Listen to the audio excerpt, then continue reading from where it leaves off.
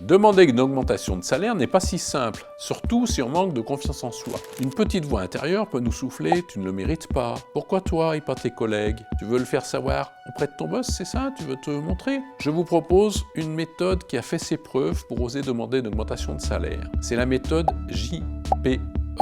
J pour je. Commencez votre phrase par je. J'aimerais, j'apprécierais, je souhaite. P comme précis et E comme empathique. Attention, il est important de choisir le bon moment pour solliciter votre augmentation. S'il ou elle n'est pas disponible, cela risque de mal se passer. D'autre part, je vous déconseille de faire cette demande en présence de vos collègues. Demandez plutôt un rendez-vous individuel à votre boss. Voici un exemple en image. Vous m'avez demandé un rendez-vous, que voulez-vous? Oh là là, elle est sèche, elle va droit au but, ça me stresse.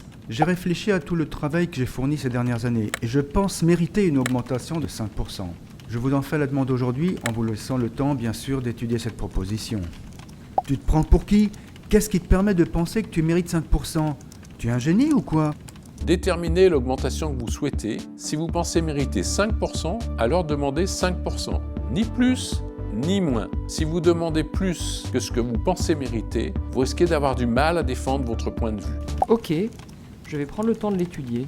Je vous remercie de tenir compte de ma demande. Ce dernier point est important. Montrez votre satisfaction d'avoir été écouté. Ce qui compte, c'est d'avoir osé demander, même si vous n'obtenez pas. Obtenir ne dépend pas que de vous. Il faut parfois renouveler sa demande plusieurs fois. Les spécialistes montrent qu'il faut souvent 3 fois répéter la même demande pour obtenir.